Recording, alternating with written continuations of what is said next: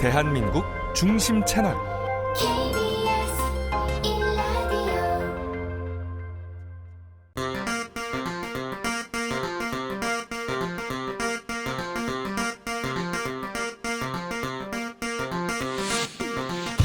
주진우 라이브 스페셜.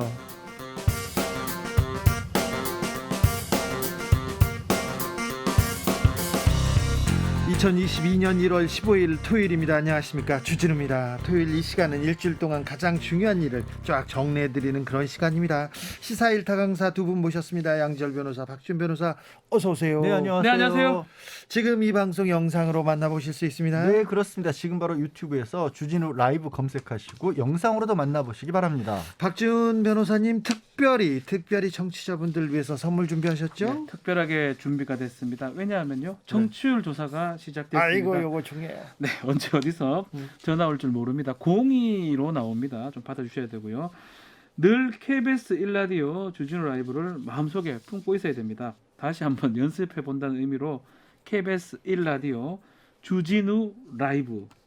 자, 이 문장을 그대로 적어 보내주신 분들 중에 10번째, 또 20번째, 또 30번째 세 분한테 선물을 보내드리겠습니다. 너무 어려워요. 너무 부끄럽네요. 네. 어디로 보내면 됩니까? 자, 카카오톡 플러스 친구에서 주진우 라이브를 검색하시고 친구를 추가한 다음에 메시지를 보내주시면 됩니다. 주진우 라이브 스페셜 본격적으로 시작해 보겠습니다. 놓쳐서는 안 될 중요한 뉴스 쫙 정리합니다. 그러니까 가만히 귀만 열고 듣기만 하시면 됩니다. 그러면 양지열, 박지훈이 쫙 정리합니다. 그런데 이번 주 어떤 문제부터 정리해야 될까요? 아무래도 박지훈 변호사가 계속 얘기하고 있는 이분이 또 주인공이 될 것 같습니다. 김건희 씨. 아이고, 어떻게 되는 거예요? 말은 왜 이렇게 많고 또 이렇게 많은 녹취를 남기셨대요? 그렇죠. 이제 방송이 이제 되고 이 목소리가 이제 들릴 것 같은데, 뭐 저는 사실 별다른 큰 내용이 있기보다는 사실 또 이미 또 이런 것들이 많이 보도가 되고 내용이 들어왔기 때문에 네. 그렇게 크진 않은 것 같은데. 영향력은 제한적일 국민의 의원들이 지금 저렇게 하는 거 봤을 때는. 그러니까요. 아니, 근데 그분들이 다 들은 사람은 아닌 것 같거든요. 아니요, 제가 봤을 때는. 모른다고 하지 않습니까? 네, 근데 왜 그런데 그렇게 난리를 치는지. 언론사에서 보도하겠다는데 네. 그걸 가지고 가처분, 법률적으로 압박, 그리고 오늘 어제였던가요? 네. MBC 앞에 가가지고 막 데모도 하더라고요. 시위도 하고 시위했었죠. 있고. 아니, 그게 이 파장을 더 키우는 거 아닙니까? 그러니까 일부러 이거 좀 봐주세요 하는 느낌이 들 정도예요. 혹시라도 정말 이런 생각까지 했다니까요. 막상 공개가 되고 나면 별게 없다라는 걸 많은 사람들이 더 깨닫게 하기 위해서 일부러 시선을 끌고 있는 게 그런가요? 아닌가라는 생각이. 그러니까 오죽하면 제가 이런 얘기를 하겠어요. 왜냐하면 법원에서 이거를 받아들일 수가 없었던 게 예. 정상적으로 기자였고요. 예. 뭐 논란이 있었던 게 무슨 촬영을 하는 사람이었다 이런 식으로 좀 약간 폄하한 듯이 얘기를 했는데 아니었습니다. 정식으로 취재하는 기자가 맞았고요. 아니, 촬영 기자가 취재하면 안 됩니까? 취재 기자가 촬영하면 안 됩니까? 더더군다나 이제 유튜브 방송이기 때문에 네. 그게 따로 구분이 없는 그런 방송이었던 거예요. 네. 그리고 그 정상적으로 통화했었고 또 통화도 50여 차례지 않습니까? 네. 그러니까 중간에 뭔가 뭐 잘못했다거나 아니면 김건희 씨에게 불리한 식으로 뭐 압박을 했다거나 이러면 그게 끊겼다거나 그 중간에 조치를 취했겠죠. 아니, 또 두 사람이 신뢰가 쌓인 것 같아요. 아니, 그래서 7시간이나 기자하고 그렇죠. 예. 김건희 씨하고 아니, 굉장히 좀 각별한 얘기가 오갔더라고요. 그래서 저는 오죽하면 이런 생각 들었냐면 김건희 씨 입장에서는 언론들이 좀 본인이 보기에 잘못 보도하고 있는 부분들에 대해서 충분히 해명을 하려고 시도를 한 것 같다. 그러면 오히려 그 목소리를 고스란히 전해서 듣는 게 그게 맞죠. 김건희 씨도 바랬던 게 아닌가 싶어요. 사실상 그게 취재잖아요. 취재하라고 지금 알려준 건데 취재한 거를 보도하려니까 보도를 못하게 한다. 이건 딜레마 같은 일이고 뭐 계속 얘기를 했지만 대화자 간의 녹음이 가능해요. 미국의 일부 주에는 안 되는 주가 있지만 우리는 뭐 그렇게 하기도 하고 또 법적으로 문제가 없기 때문에 법적으로도 위법이 아니고요. 그 내용적으로도 지금 우리 양 변호사 설명한 것처럼 좀 취재를 하라고 지금 얘기를 해준 거를 보도를 하는 게 좀 문제된다는 제3자에 다른 언론사에 제보한 것이 문제다 이렇게 얘기하는데 또 그것도 문제가 되지 않습니까? 부메랑이 좀 되는 게 윤석열 후보가 예전에 그런 얘기를 좀 했던 기억이 나요. 한 2개월, 3개월 전이었나요? 그때도 김건희 씨가 이제 어떤 인터넷 매체랑 어떤 취재 인터뷰한 걸 갖고 뉴스버스. 예, 뉴스버스요. 아니 그따위 뭐 인터넷 매체랑 하냐고 군소 매체. 문서 매체랑 하지 말고 좀 정상적인 매체랑 해라. 메이저 매체. 네. 네. 그래서 메이저 매체로 간 거 아니겠습니까?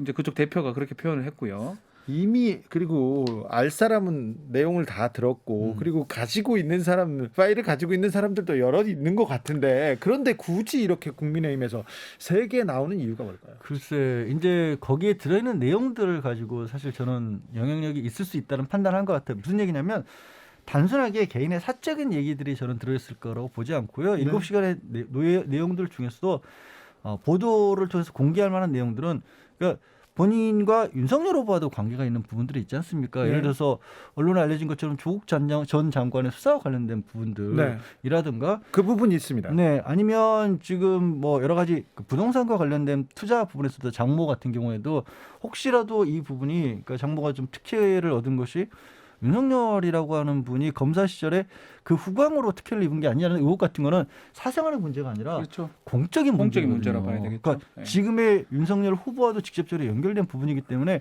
이거를 국민들이 알아야 되는 건 뭐 그냥 호기심 이런 차원이 아닌 거죠. 뭐 지금 유수현 교수가 여성 개인의 민감한 문제 하면 안 된다. 근데 그건 안 할 겁니다. 그거 걱정할 필요가 없는 게 지금 양 변호사 얘기한 것처럼 공익적 측면 보도 가치가 있는 거를 할 거예요. 그걸 하지 않으면 그거 자체가 차후에 문제가 될 수 있기 때문에 MBC든 뭐 하여튼 예컨대 지금 말했던 것처럼 공익적 목적 범죄가 되냐 안 되냐 이 부분에 대해서 따져 묻는 거는 충분히 해야 되고요. 누구라도 그건 해야 되는 부분이고 언론이라면. 근데 뭐 예를 들어서 뭐 잡담인데 그게 아주 민감한 부분이다. 걱정할 필요 없어요. 그건 내질 않을 거예요 아마. 국민의힘에서 그런데 네. 이거 의도적으로 편집할 가능성이 높다 이렇게 계속 얘기하고 있는데 그래서 의도적으로 편집하는 거가 만약에 그렇게 편집이 된다면 사후적으로 조치를 취해야 되고요. 두 번째로는 7시간 전체를 공개를 해야죠. 그러면 예, 그렇게 공개를 해도 되고 아마 좀 궁색하다라고 해야 될 거예요. 걱정들을 많이 하시나 봐요. 그래서 뭐 김재원 최고위원이 그랬던 거예요. 남녀간의 은밀한 어떤 모습을 뭐 나중에 사후적으로 공개하는 거는 뭐가 다르냐라고 했는데 저는 그 비유를 듣고 이게 어떻게 그쪽으로 연결이 되지 그건 싶었던 좀 거예요. 이거는 너무 멀리 가셨어요. 공적으로 취재 기자와 후보 배우자 간의 공적인 영역에 관한 대화를 나눈 거거든요. 이건 정상적인 취재. 그 중에 만약에 뭐 53차례 했다 하니까 그 중에 만약에 아주 민감한 거 있으면 그건 빼겠죠 당연히. 그건 빼야죠 그러면. 그건 빼야 됩니다 그거는. 아주 민감한 얘기가 또 있을까요? 저는 없을 것 같거든요. 그리고요. 기자한테 그리고 그 얘기 왜 합니까? 일반인이라면 이게 좀 인격권 침해에 대해서도 굉장히 좀 고민해야 될 텐데. 뭐 음성권 침해가 나는 저는 뭐 살다 음성권 침해는 처음 들어봅니다. 네네. 아무튼 그런데 네. 대통령의 자리에 나선 사람의 부인 아닙니까? 그 지난번 처음에 이 논란이 불거진 이후로 이제 극복하는 과정에서 윤석열 후보가 취했던 것은 일종의 선긋기였죠. 네. 그래서 이제 청와대 제2 부속실을 폐지를 한다거나 뭐 영분이라는 호칭 당연히 아예 안 쓰고 있는 거고 그래서 역할을 축소하겠다라는 취지로 얘기했는데 이건 사실 그렇게 주장을 할 수 있지만 현실적이지가 못한 얘기였거든요. 누가 그걸 어떻게 받아들이겠습니까? 외교사들이 예를 들어 그냥 미국에서 대통령이 국빈 방문을 해서 이게 동반 모임을 갖자라고 하는데 우리나라는 대통령만 나갑니다. 배우자는 안 나갑니다. 이럴 수는 없는 거잖아요. 이거 국제 얘기에 너무 어긋나니까. 그렇죠. 그러니까 국민들 입장에서도 아까 말씀드린 것처럼 윤석열 후보라는 분 자체에 대한 것과 연관된 부분도 있지만 배우자인 김건희 씨에 대해서도 국민들도 알고 싶어하는 거예요. 자, 이제 김건희 씨 녹취록이 공개되고 사람들이 다 여기에 관심이 있는데 그런데 우리는 한 발자국 더 나가보자고요. 네. 박지훈 변호사, 네. 김건희 등장 전문가입니다. 네, 김건희 씨가 이번 주도 다음 주도 뭐 그 여론을 주도할 것이다 이슈가 될 거라고 얘기했는데 다음 주에는 어떤 뉴스를 우리가 보게 됩니까? 근데 전 그럼에도 크게 뉴스가 되진 않을 것 같아요. 아 그래요. 예, 뭐 보도가 된다 하더라도 왜냐하면 이미 좀 많은 양의 보도가 됐기 때문에 목소리도 저는, 나왔었고요. 거기서 크게 뭐 충격적인 부분도 있을 수 있지만 일부 다 대부분 지지자나 또 반대하는 사람이나 다 지금 충분히 알고 있는 내용들이거든요. 그렇기 때문에 저는 개인적으로 뭐 뉴스에 나오긴 나오겠지만 뭐 색다른 뭐가 나오지 않는 이상은 또 다른 뭐가 나오지 않는 이상은 크게 주목도는 저는 한 2, 3일 정도 가지 않을까. 양지열 변호사님. 저는 그래도 반론 같은 것들이 아마 김건희 씨 입장에서 반론이 나오겠죠. 그러니까 언론에서 예를 들어서 학력 위조라든가 아니면 지금 뭐 특혜 의혹 같은 것들을 지금 언론에서 제시한 부분에 대해서는 반론을 만약에 김건희 씨가 한다라면 그 반론에 대한 재반론을 언론에서 취재를 할 수밖에 없을 거고요. 네. 또 1차적으로 지난번에 직접적으로 사과를 하면서 기자회견하면서 한번 모습을 봤어요. 그 모습과 만약에 기자와 통화를 하는 과정에서 보였던 모습이 좀 다르다라면 그에 대한 얘기도 나올 거고 어제 그제였던가요? 수원여대 그러니까 네. 사과하는 과정에서 이런 얘기를 했었죠. 윤석열 후보도 그렇게 얘기를 했고 취업을 하는데 겸임 교수 자리는 뭐 이게 공채로 하는 게 아니라 네. 그냥 아름아름으로 교수가 시켜주는 거다라고 얘기를 했는데 공채 서류가 나왔어요. 6명 공개 모집에서 1명이 올라갔다는 게 나왔거든요. 거의 모두 공개 채용하죠. 공개 채용. 당연히 하죠. 그게 정상이죠. 네. 그러니까 그런 것들처럼 이른바 팩트 체크를 언론이 해야 할 내용들이 꽤 많이 쏟아져 나올 것 같습니다. 알겠습니다. 김건희 씨 7시간 녹취록의 정체는 어떤 파급을 낳을까요? 참 궁금합니다. 근데 왜 김건희 씨는 기자들하고 그렇게 전화를 해서 특별히 이 서울의 소리 기자 말고 다른 기자하고 통화한 내역이 녹취록으로 만들어진 언론사가 여기도 있고 저기도 있고 네. 몇 군데 있어요 또. YTN도 한번 했었고요. 네. 오마이뉴스도 있고요. 다른 사람들도 또 있답니다. 저는 많이 갖고 있다고 지금 듣고 있는데 좀 특이한 것 같아요. 자충우돌 하는 것 같기도 하면서 자충우돌을 하면 어쩌면 선대위나 후보가 좀 그런 걸 제재를 시킬 건데 또 제재가 안 되는 것 같기도 하고 또 스스로 이렇게 좀 자신감이 있을 수도 있어요. 나 참 말도 잘하고 그 사람들 설득시킬 수 있다. 그런 스타일이 아닌가 생각도 좀 들고. 자 권위가 없고 소탈하다. 그러니까 그리고 본인이 누구한테나- 하겠죠. 누구나 내가 얘기를- 이렇게 소탈한데 네. 누가 이걸 오해하겠냐. 그래서 이 부분이 오히려 좀 지지자들한테 좀 어필할 가능성도 있습니다. 아니, 이게 사실 아까 이제 박지민 변호사가 크게 어떤 이슈를 불러오진 않을 것 같다라는 생각을 한 이유는 이걸 거예요. 이것 때문에 민주당을 기본적으로 지지한다거나 아니면 국민의힘을 기본적으로 지지해온 분들이 크게 흔들릴 것 같지는 않아요. 저도 다만 이제 아직까지 미루고 계신 분들 중간에서 가만히 이제 선거 때까지 지켜보겠노라고 하신 분들에게는 영향이 있을 수밖에 없는데 네. 그 영향에 김건희 씨는 이렇게 언론 접촉을 많이 한 이유가 긍정적으로 영향을 줄 거라고 생각을 하는 거고 또 그렇지 않은지는 다시 이제 들어봐야죠. 저도 안 들어봤으니까. 아니 근데 긍정적인 우리가 그냥 경험적으로 지금 기자회견도 마찬가지고 뉴스버스도 마찬가지고 YTN도 일부 보도가 됐습니다. 다 부정적이에요. 제가 네. 봤을 때는. 김건희 논란이 초반에도 있었습니다. 사적인 부분에 대한 논란이 있었고요. 네.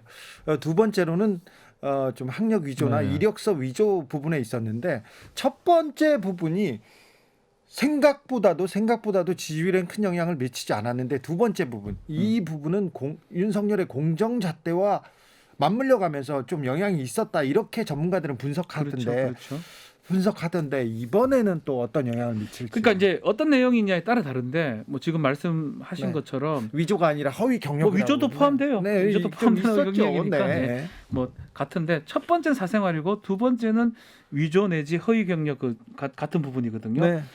더 임팩트가 있었던 게 허위 경력 부분이었어요. 왜냐하면 윤석열 후보가 지향하던 공정과 상식 또 대권 출마의 계기였기 때문에 그래서 제가 지금 계속 얘기 드는 거는 그 정도가 나와야지 이번에 이 보도에서 의미가 있을 것 같아요. 근데 지금 이 얘기가 제가 알기로는 더 나올 것도 없어 보이거든요. 계속 나오잖아요. 아니 다 아는 내용들 대부분 네. 들은 내용들. 아니 그래서 거기서는 저는 이제 개인적으로는 그렇게 봅니다. 수사가 제대로 진행되지 않고 있는 부분들 있죠. 그러니까 법적으로도 의혹이 제기가 됐지만 도이치모터스 주가 조작 네. 사건이라든가 아니면 양평 땅 장모의 공공지구 개발과 관련된 의혹 이런 것들이 혹시 들어가 있다. 그러면 이거는 검찰 수사가 그렇죠. 제대로 그런 안 건 이루어지고 봅니다. 있어서 우리도 어떻게 되는지 모르는데 네. 그 얘기를 꺼냈다라면 이게 굉장히 그래서 문제가 우리가 지금 아무것도 모르잖아요. 근데 왜 국민의힘 의원님들은 저렇게 걱정을 하지? 우리도 모르고 지금 추측을 하는 건데. 네.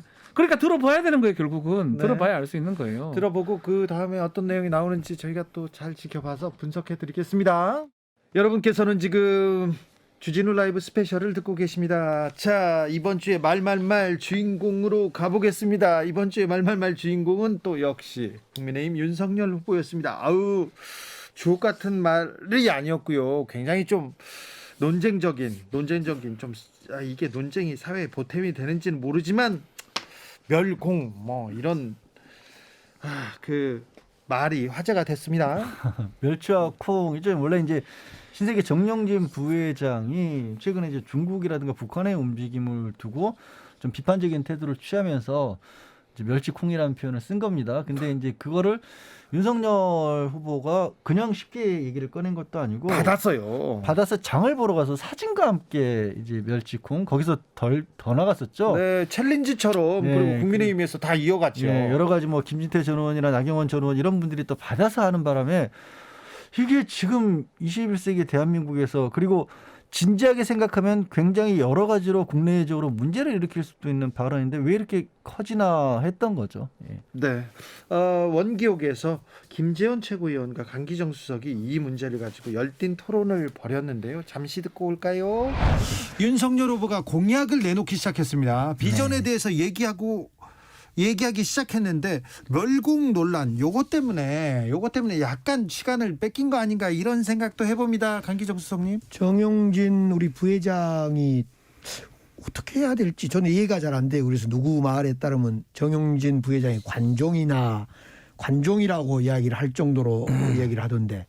근데 문제는 이제 국민의힘에서는 자꾸 조국 전 수석이라든가 우리 민주당에서 이를 키웠다 그런데 애초부터 윤석열 후보가 어떤 의도를 가지고 그 가까운 마트 놔두고 멀리 정용진 저 부회장 마트를 간다거나 또는 콩을 뭐 서리태를 사는데 약콩을 산다거나 또 멸치를 국물 내는 멸치를 안 사고 뭐 볶음용으로 산다거나 어떤 의도가 있는 것 같아요. 멸공이라는. 근데 의도는 저는 이제 그렇다 친데 거짓말을 한 것 같거든요. 해명의 거짓말. 근데 이 거짓말이 윤석열 후보가 습관적이에요. 김재원 최고위원님. 근데 저는 이제 멸공이 뭐 그리 잘못됐는지 제가 이제 뭐 이 정용진 부회장이 쓴 글을 읽어보니까 참 감동적이더라고요. 감동이요? 사과하는 사람으로서 네? 저 북한에서 미사일을 뻥뻥 쏘고 있고 그러면 투자도 안 되고 그다음에 국제 금리가 올라가서 이자도 더 내야 되고 이런 나라를 만드는 저 북한에 대해서 반대한다는 그런 그냥 뭐 단순 의사 표시 정도 했는데 그걸 그러면 반공보다 멸공 재밌잖아요. 그런데 이런 이야기만 하면 완전히 벌떼처럼 들고 일어나서 진짜 공산당 없어질까 봐 걱정을 하는 건지 왜 그렇게 나서서 그냥 이게 색깔론이다 왜 이런 이야기 하느냐 왜 그러세요 도대체. 멸공 이야기에도 북한 안 없어져요. 걱정 마세요. 우리 민주당 분들은 막 북한 조금만 잘못될까 봐 그냥 경기 일으키시는 것 같아요. 지금 이념 논쟁이나 이념 논쟁 하는 게 아니에요. 색깔 그냥 논쟁을 뭐 재미로 통해서 보면 되는 건데. 통해서 지금 사실은 국론이 분열되고 있잖아요. 뭐가 분열돼요? 민주당이 분열시키지. 마트에 가지 말자, 가자, 커피집 사 먹자, 세 잔 사 먹자 하면서 불필요한 논란이 일어나자요. 그러니까 정용진 씨가 또 윤석열 후보가 굳이 그 논란을 일으킨 의도가 뭐냐 이거예요. 네. 제가 한번 볼게요. 정영진 부회장은 원래 좀 재미있게 표현도 그 작년 11월부터 했어요. 아무도 문제 제기하지 않고 그냥 재밌다. 뭐 그 정도 있었는데 그것도 등장인물 관종 1호 대한민국 최고의 관종 다시는 좀 나타나지 않았으면 좋겠는 그런 위선 관종 조국 전 법무장관께서 왜 하필 그걸 가지고 또 윤석열 같다고 또 이야기를 합니까? 그래서 윤석열 선수 입장 했죠. 그래서 또 그분도 재미로 좀 국민들에게 조금 정용진 부회장을 좀 지원하는 그런 의미도 있었을 거라고 생각은 해요. 그렇지만 그래 보여요. 할 수도 있지. 그걸 가지고 한마디만 더 그렇게 하면 이야기하니까 갑자기 또 민주당이 들고 일어나서 아이고 저는 자기 부모한테 욕을 해도 그렇게 나서지도 않을 거예요. 근데 막 북한에 대해서 한마디 했다고 그렇게 나서요. 한마디만 더 하면 저는 정용진 씨 문제가 아니라 정용진 부회장 문제가 아니라 윤석열 후보가 이것을 그러면 정직하게 그렇게 정용진 부회장 그 인기도 있고 좋더만. 그러면 윤석열 후보가 정직하게 실은 멸공이 내 소신이고 나는 그래서 일부러 거기 가서 정용진 부회장의 말에 동의해서 올렸다 그러면 되는데 자꾸 아니다라고 하면서 허위 거짓 그래요. 아니다 그랬잖아요. 달파 멸공. 그래서 그런 것들이 예전에 박근혜 수사할 때도 뭐 불구속 수사를 하려고 했는데 검찰로 넘어가서 수사가 어쨌다.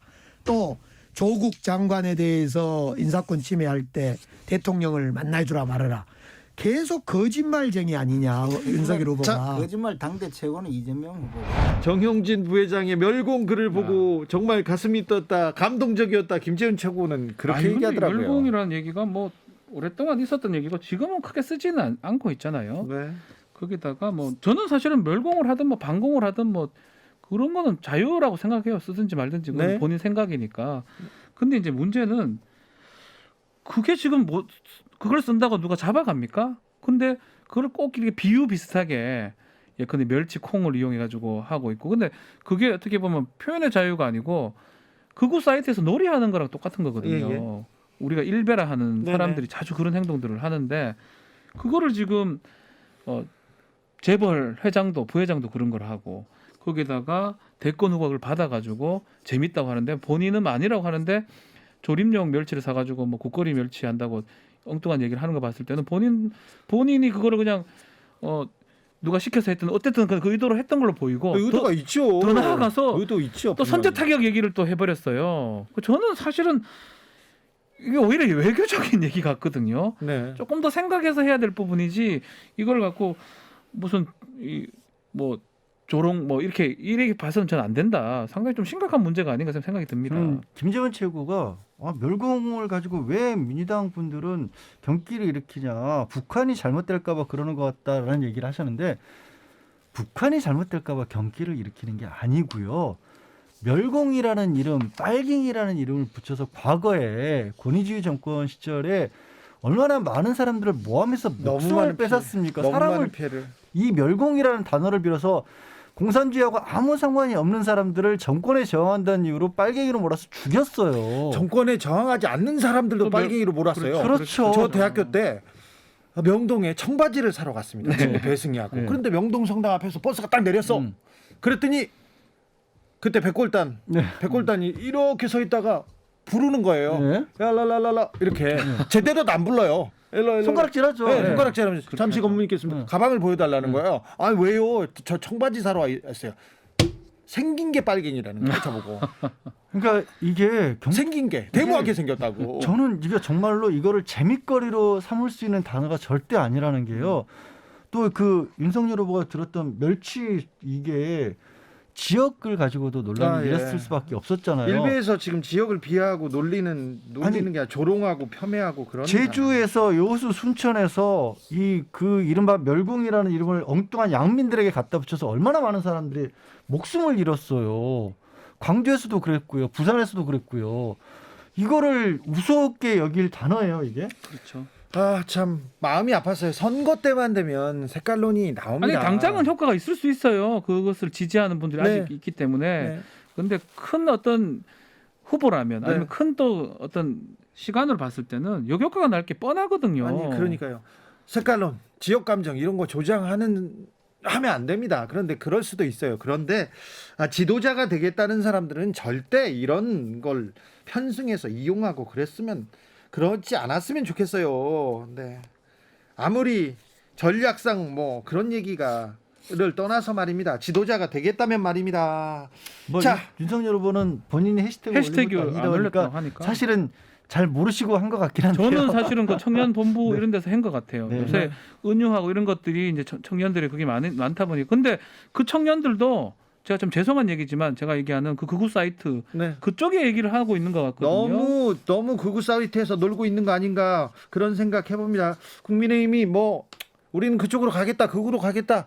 그러면 그건 어쩔 수 없지만. 네, 어쩔 수 없지만 너무 극우에 지금 둘러싸인 거 아닌가 그런 생각 해봅니다. 윤석열 후보 이준석 대표하고 극적으로 화해한 후에 이준석 따라하기인지 이준석 스타일 하기인지는 모르겠습니다만 계속해서 2대남을 위해서 계속 직진하고 있습니다. 그래 보입니다. 이준석 대표 하는 말을 듣는 것 같아요. 게임협회 간 것도 마찬가지고요. 그렇죠. 요것도 마찬가지고 네. 병사 월급 200만도 저는 이준석 대표 아이디어라고 보이는데. 사실 여성가족부 폐지는 이준석 대표가 계속 주창해왔던 근데 이제 문제가 거고. 하나 있어요. 이준석 대표는 과연 이걸 어디서 좀 듣고 하고 있느냐.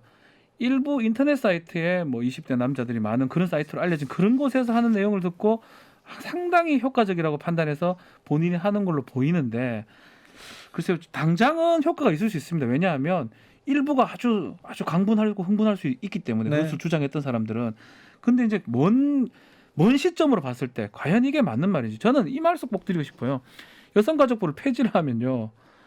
여성가족부 하는 업무가 없어집니까? 안 없어져요. 그 업무는 다른 부서로 다 배당이 돼야 돼요. 예를 가야죠. 들어서 여성가족부에 청년 많은 가족- 일들을 하고 있어요. 네. 그 일들은 행정부가 만든 게 아니고요. 입법부가 만들어 놓은 일들입니다. 법을 통해서 행정을 하도록 하는 거고 그 업무를 여성가족부에서 통과를 해서 하고 있는데 그래서 그런 내용들이 나와야 돼요. 이렇게 7자 던져놓고 구체적인 내용이 나와줘야 돼요. 왜냐하면 그렇죠. 여성가족부가 하는 일들을 아예 없앤다는 뜻인지 네. 다른 데 준다는 뜻인지 총리실에서 한다는 뜻인지 이게 안 되는 공약은 말장난일 뿐더러 세월호 사건 이후에 해경 해경. 해체 이거 떠오르는 그거랑 사람 많아요. 똑같아요. 그냥 눈으로 그렇게 아니면 보이기 정도밖에 안 되고 만약에 정치를 하는 상황이라면 그런 뒷얘기까지 돼야 됩니다. 저는 네. 그게 좀 안타까워요. 최민희 전 의원께서 7자 공약을 발표하면 7줄 설명을 해야 될 때다 네. 이렇게 얘기합니다. 저는 지난 한 주에 이제 국민의힘의 시간을 한 줄로 정리를 한마디로 정리하면 이준석의 시간이었다라고 얘기를 하고 싶습니다. 실제로 이준석 대표와 극적으로 화해하는 모습을 보여준 이후에 윤석열 후보가 상당히 할애를 한 시간이었다고 보고요. 네. 결국에 이 시간이 계속될 것이냐 아니냐는 지난 이 다가오는 주에 주초에 나오는 여론조사 결과에 따라서 연장이 되느냐 마느냐 할 것 같은데 저는 여가폐지라는 이 글자를 7글자로 여성가족폐지라고 던진 게 바람직하지 않다라고 보는 이유는 뭐냐면 그렇게 얘기를 딱 꺼내오면 그거는 이 윤석열 후보 본인의 의견과 상관없이 받아들이는 사람들이 굉장히 경론을 벌일 수밖에 없는 거거든요. 그러니까 이 경론을 벌이는 가운데서 벌어지는 모양을 보고 나중에 내가 참전을 하거나 거기서 어떤 쪽을 취할지를 택할 수 있는 걸 구도를 만들어내는 거예요. 어찌 보면 효과적이고 뭐 좀 좋을 수도 있다. 선거를 치르는 입장에서는. 네. 그러나 정치 지도자라고 하는 사람들은 아젠다를 제시하고 동의를 얻고 반대하는 사람을 설득해 가는 거지. 이렇게 딱 던져놓은 다음에 판이 이렇게 흐르네? 그럼 이렇게 따라가야지. 편승하는 게 지도자는 아니거든요. 자, 그런데 재밌는 것이 이준석, 윤석열이 화해를 하면서 떨어지던 지지율이 일단 뭐 멈추거나 반등했다 이렇게 분석을 합니다. 그렇죠. 그거는 저는 좀 싸우다가 싸움을 예. 그쳤으면 뭐 반등을 할 수도 이게 있죠. 혹시나 국민의힘에서 착각하는 부분이 있을 수도 있어요. 이준석이 등장했기 때문에 이준석이 잘했기 때문에 올라가고 아니면 멈추고 올라가고 그거보다는 내용 모습에서 하회하는 모습이기 때문에 예컨대입니다. 이거는 예컨대 대구 경북 지역의 60대 이상 분들이 싸우는 거 안 좋아합니다. 당대표는 후보랑 싸움이 말이나 됩니까? 네. 그래서 보류를 했다가 다시 합치는 모양새니까 돌아왔다고 봐야 되지. 이준석이 와가지고 막 공약 잘 내고 막 이러니까 됐다. 이거는 아유. 좀 정밀하게 분석이 돼야 될 것 같아요. 이준석 대표는 자기가 돌아와서 이틀 만에 자기가 반등시켰다고 지금. 네, 다 정밀하게 분석이 돼야 될 것 같은데요. 저는. 지금 지지율 가져왔다고 얘기하시는데요. 근데 여론조사 결과도요. 이준석 대표가 그 얘기하고 난 뒤에 결과는 또 다른 결과도 있었어요. 네. 좀 지난주에 왔다 갔다 해서 이준석 대표 말대로 다 돌아왔다고 하기는 많이 이르죠. 네. 자, 이준석 효과 어떻게 볼 것인지 이것도 참 궁금합니다. 한편요, 이재명 후보, 민주당 이재명 후보는 굉장히 인상적인 장면이 거의 모든 연설을 거의 모든 자리에서 대본을 보지 않고 자기 생각을 자기 비전을 얘기합니다. 그러면서도 실수가 없어요. 그런데 큰 실수가 없는데 큰 득점도 없다. 이재명 후보가 공약을 내는데 그게 반향이 작다. 이런 얘기도 나옵니다. 일단 이런 거죠. 이재명 후보를 현재 지지하는 분들은 귀를 기울이겠죠. 네. 근데 이재명 후보에게 지지를 보내주고 있지 않은 분 입장에서 굳이 누군가가 설명하는 얘기를 귀를 기울여 듣기는 좀 어렵거든요. 네.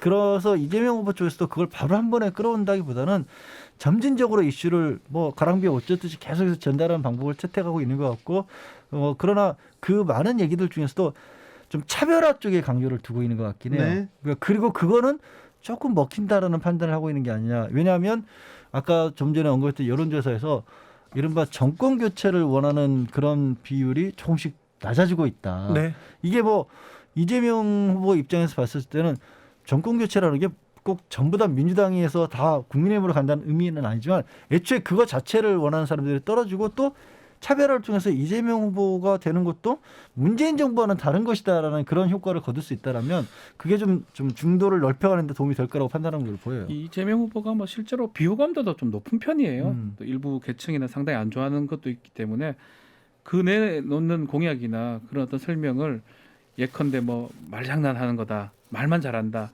이렇게 보는 사람들도 꽤 있는 것 같아요. 네. 그러다 보니까 뭐 지금 진행자가 얘기한 것처럼 뭐 거의 뭐 잡스 같이 이렇게 해가지고 네. 그걸 연습을 한 건지 몰라도 뭐 아무런 그거 없이 딱딱딱 떨어지게 방송 같다는 느낌 들더라고요. 연기자 같이 네, 네. 너무 제가 봐도 이걸 연습을 꽤 많이 한 것 같으면서도 공부가 돼 실수가 있어요. 없는 네. 그런 모습이 어떻게 보면 언론이 주목할 수도 있는데 주목하지 않는 게 그런 게 있는 것 같아요. 뭐 보는 사람들은 양변의 설명처럼 그냥 그대로 보고 있지만 지지하지 않거나 반대하는 사람들은 저것도 그렇다고 하는 것 같은데 근데 저는 이제 앞으로 이제 보이는 게 토론회가 이제 하나 하기로 했어요. 결국은 설 전에 이제 두 후보가 토론회 한다면 그때는 좀 주목을 받을 것 같아요. 네. 그때 내용을 한번 지켜봐야 될 것 같아요. 이재명 후보는 계속해서 경제 공약 쏟았습니다. 부동산 공약이 이 대선의 승패를 가를 가장 결정적인 공약으로 생각하고 있는데요. 이재명 후보의 부동산 공약 한번 들여다보겠습니다. 국민 여러분께 부동산으로 또 주택 문제로 고통받게 한 점에 대해서 깊이 사과드립니다. 역대 민주정부는 재개발 재건축을 과도하게 억제한 측면이 있습니다. 그러나 재개발 재건축을 금기시하지 말고 국민의 주거 상향 욕구도 존중해야 합니다. 재개발 재건축 신속 협의제를 도입하고 500%까지 용적률 상향이 가능한 4종 주거 지역을 신설하겠습니다. 용적률 상향, 층수 제한, 그리고 공공기업 비율 등도 유연하게 조정하고 재건축 재개발 규제 완화가 지금 현재 문재인 정부의 정책 방향과 결을 달리하지 않느냐라는 말씀이신데요. 공감합니다. 맞습니다. 사과한다. 달라지겠다. 문재인 정부뿐만 아니라 박원순 전 서울시장 정책과도 차별화하겠다. 차별화, 쇄신 좋습니다. 그런데 재개발 완화, 용적률 상향, 층수 제한 폐지 이거 국민의힘하고 좀 비슷해지는 거 아닙니까? 우클릭했다는 평가가 있습니다. 근데 이제 양 변호사가 좀 전에 얘기를 했던 부분 중에 하나인데 정권 교체론이 많이 높아요. 절반 이상이거든요. 줄어드는 모양새긴 하지만 그거를 무시를 못하는 것 같습니다. 그러다 보니까 이게 정권이 민주당 정권이긴 하지만 실제로는 교체된 거와 비슷한 쇄신되는 모습이라는 걸 강조하기 위해서 하는 것 같고요. 마찬가지로 국민의힘의 윤석열 후보도 뭐 200만 원, 병사 200만 원 공약은 민주당에서 했던 공약들이거든요. 네. 국민의힘이 주장했던 거하고 좀 맞진 않아요.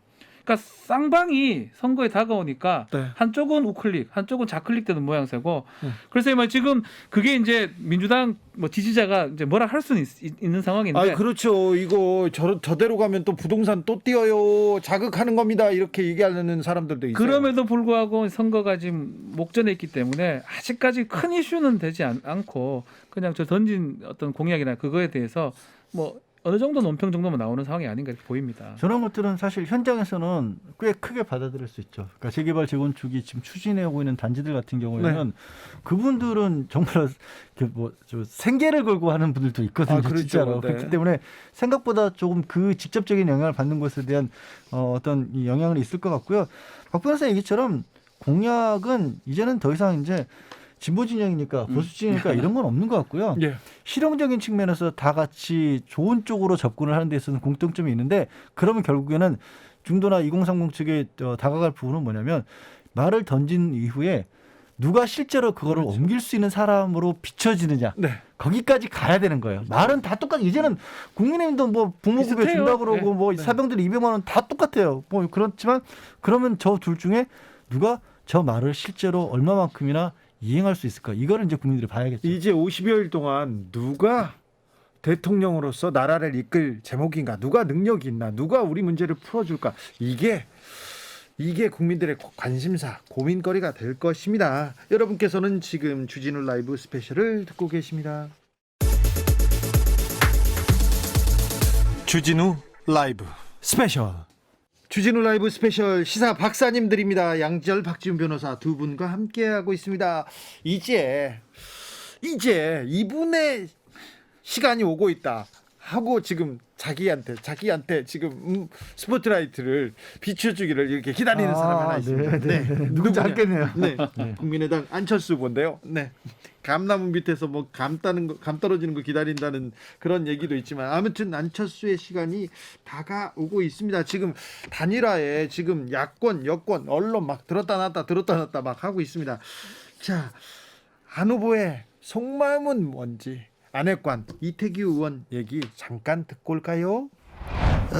안풍이 심상치 않습니다. 이준석 대표가 그래서 그런지 일시적 지지율 상승이 앞으로 지속되기 어렵다. 그러면서 안철수 후보에 대해서는 계속 평가절하하고 있습니다. 좀 구원이 있는 것도 같고요. 무슨 이제 지지율 상승이 지속되기 어렵다. 이건 이제 제1야당의 뭐 희망사항을 이야기한 거 아니겠습니까?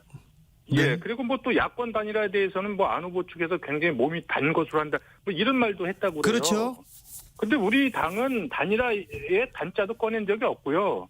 이게 뭐 또 본인이 혼자 또 북치고 장구치고 이러는 건데. 네. 이거 급하니까 이제 당대표가 직접 나서가지고 이게 가짜뉴스 이렇게 생산하고 그러면 안 되는 거죠. 저희가 그런 얘기를 한 적도 없어요. 안철수 후보가 인터뷰에서 뭐 단일화는 없다고 이렇게 얘기했죠.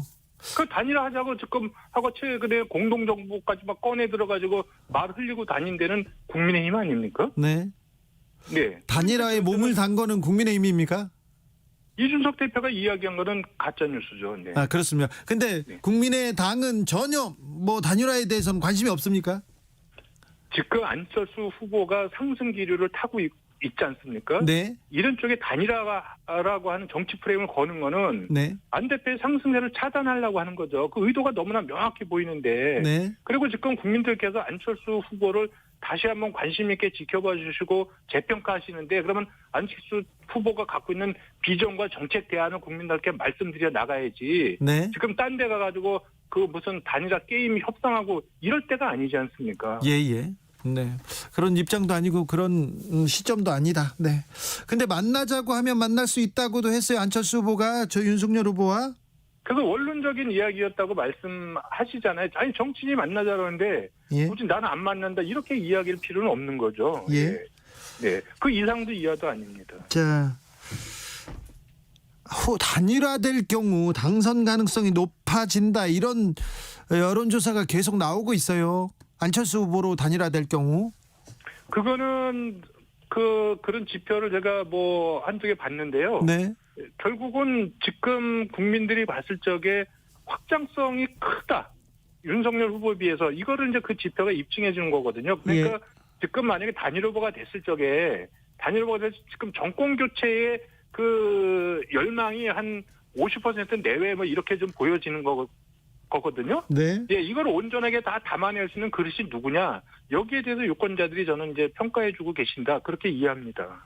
국민의힘 지지자들이 국민의힘에서 안철수로 정권 교체 가능성이 높다 그러면서 안철수 후보를 이렇게 지지해 줄 수 있을까요?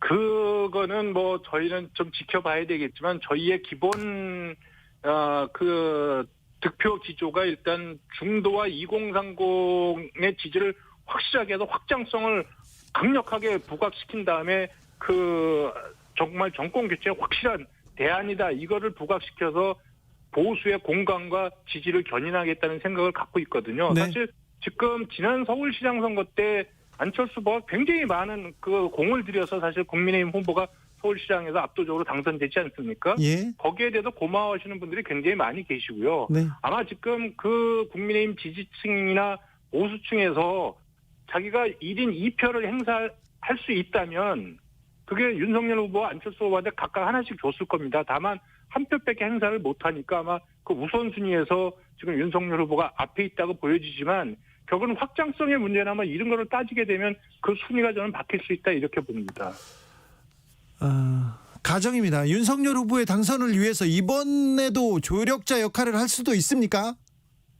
안철수 후보는 안철수의 이름으로 정권 교체하겠다고 분명하게 말씀드린 바 있습니다. 알겠습니다. 안철수 후보 대통령감입니까? 옆에서 보면? 대통령감이라고 저는 생각을 합니다. 저는 그 도덕성, 또 미래에 대한 통찰력, 또 국가의 어떤 성장 비전과 전략 목표, 또 과학기술의 이해, 뭐 이런 부분에서는 저는 양당 후보가 저는 따라올 수 없다고 생각합니다. 윤석열 후보와 비교해서는 또 안철수가 이 점이 낫다. 뭐가 낫습니까? 아무래도 뭐 지금 윤 후보께서 제일 이제 저기 그 지지율 하락을 촉발한 부분이 결국은 이제 뭐 본인의 어떤 그 뭐 실언 문제라든가 또 가정 문제라든가 이런 거가 아주 제일 크지 않겠습니까? 예. 예, 그런 부분에서 이제 안철수 후보는 비교할 수 없을 정도로 거의 완벽성을 갖고 있다고 봐야 되겠죠. 네. 뭐 그 정도면 된 거 아니겠습니까? 알겠습니다. 안철수 후보는 TV 토론 많이 하자. 여기에 공감하시나요? 네, 그건 뭐 얼마든지 예, 거기에 저 응하시겠다고 하고 있습니다. 토론도 자신 있습니까? 안철수 후보가 말을 잘하는 후보는 아닙니다. 예, 근데 지금 저는 시대와 대중들이 요구하는 거는 말 잘하는 해설사가 아니고요. 네. 일 잘하는 해결사를 원한다고 이렇게 저희들은 판단하고 있고요. 그래서 네. 지난 서울시장 선거 때 그 토론에서도 네. 그런 부분을 저는 충분하게 보여드렸다고 생각을 하고요. 이번에 그 TV 토론이 열리면 네. 정말 일 잘하는 해결사의 모습을 잘 보여드릴 수 있다. 이렇게 생각하고 있습니다. 네. MB 아바타입니까? 갑철수입니까? 그런 단어가 워낙 좀 선명하게 남아있다는 사람도 있는데 이번에는 또 안철수가 비전과 정책을 보여주겠죠? 그거 이제 그 당시에 얼마나 야비하고 비열하게 그렇게 했으면 그런 질문까지 했겠습니까? 안 후보가. 그러나 네. 그런 부분들이 소통하는 과정에서 유권자한테 오해를 살 수 있기 때문에 네. 이제 그런 부분이 아니고 미래의 비전과 정책에 대해서 차분하게 안철수 후보가 갖고 있는 부분을 좀 말씀드려 나가겠다. 이것이 TV 토론의 어떤 기본 전략이다. 알겠습니다. 3007님이 야권 분열로 한참 시끄러워지겠네요 얘기합니다. 단일화 압박이 점점 커질 것 같습니다. 특별히 국민의힘에서 안철수 후보를 이렇게 계속 압박할 텐데 안철수 후보 자신만의 길을 당당히 걸어갑니까?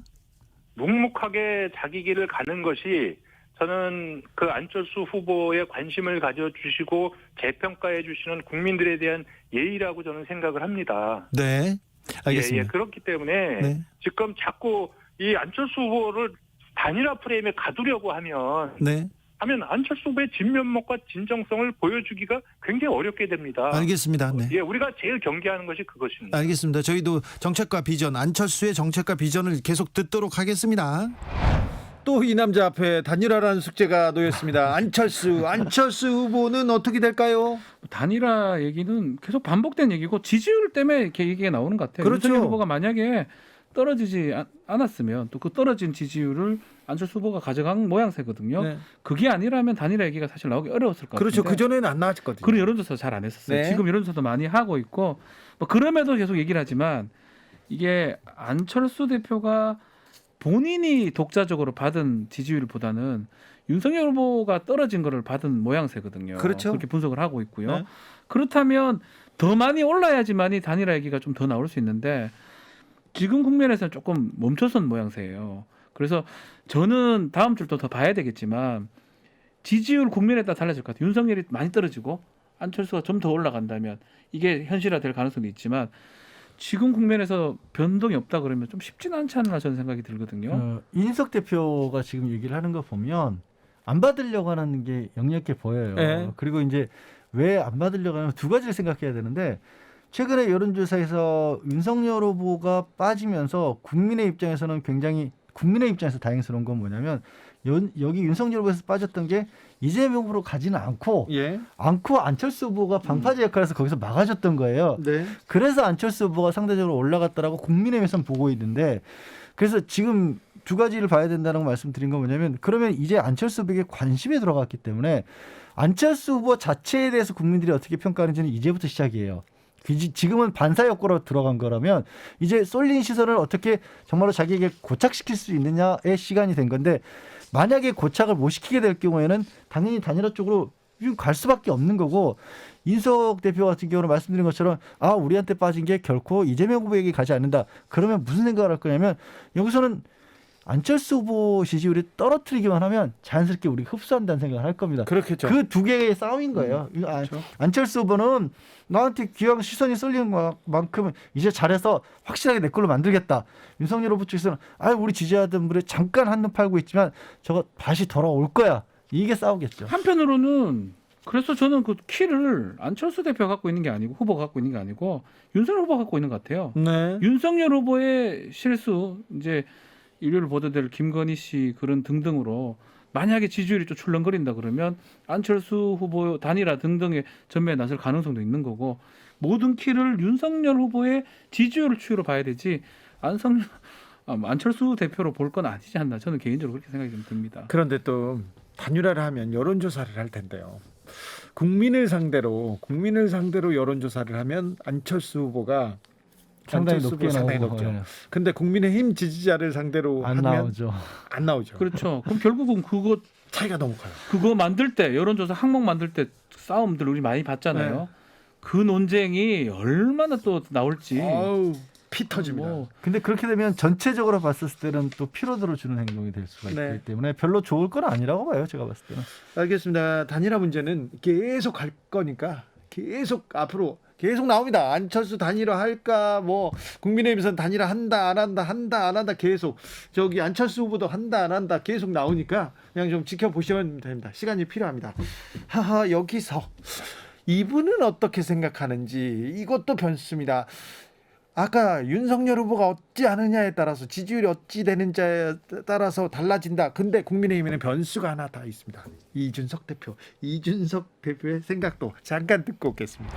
안철수 변수는 어떻게 됩니까? 안철수 진영에 이태규 의원이 저희 인터뷰에 어제 이렇게 얘기하는데, 이거 안철수 후보 단일화 몸달았다고 하면서 국민의힘에서 이준석 대표가 자꾸 가짜뉴스 퍼뜨린다 이렇게 얘기하던데요.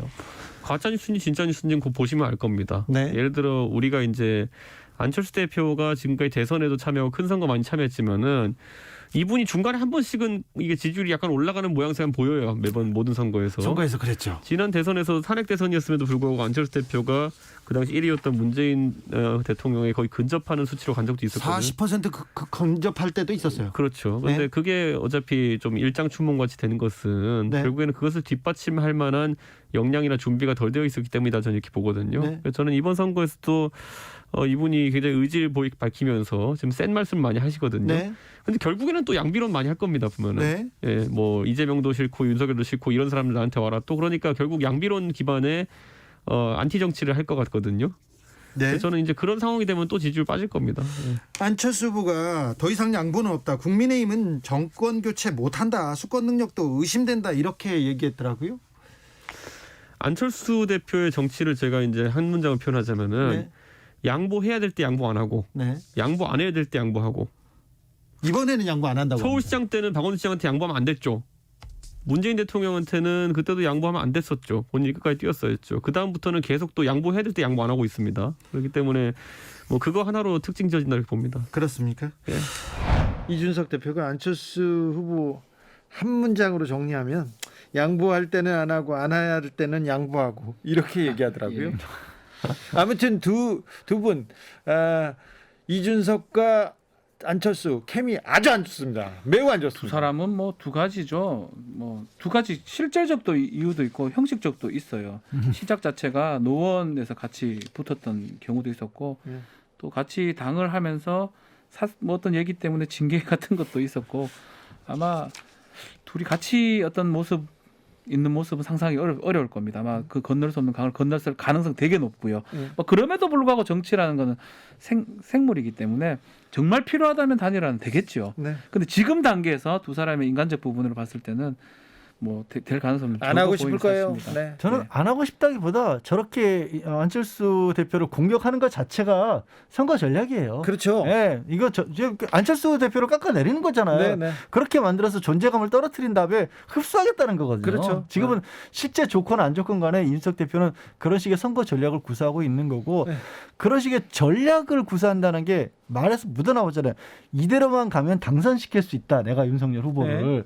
이건 선거 전략을 짠 브레인으로서 하는 말이잖아요. 근데 이게 결국 이 말이 나온 것 자체가 아까 저희가 다뤘던 뭐 여성가족부 폐지와 같이 이대남을 잡기 위한 전략들을 쭉 이준석 대표가 주도가 돼서 하고 있고 이른바 세대 포위론이라고 하죠. 2030이 밑에서 받치고 치고 올라오고 60이 위에서 내리는 그렇게 가운데 사고를 둘러싸겠다라는 식의 얘기를 하는데 좋습니다. 이게 선거 전략으로 들어보면 작전상 좋은 작전처럼 들린다라고 생각할 수가 있는데 한편으로는요.